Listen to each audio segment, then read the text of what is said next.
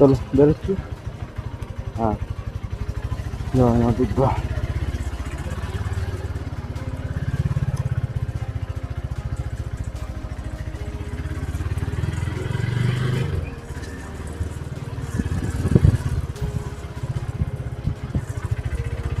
Good morning, good morning সবাইকে।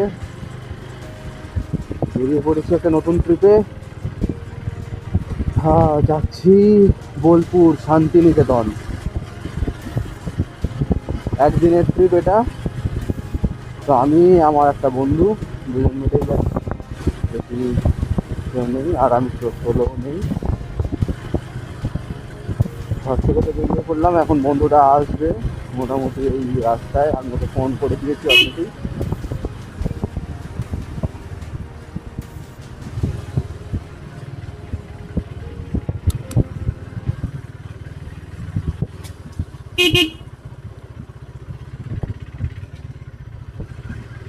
জয় বাবা বলে। ঠান্ডাটাও অনেকটা কমে গেছে, হালকা হালকা ঠান্ডা লাগছে, খুব বেশি একটা ঠান্ডা লাগছে না এখন অবশ্য। এখন বাজে ভোর 5টা, 5 বাজে এখন। অতটাও কিন্তু ঠান্ডা নেই।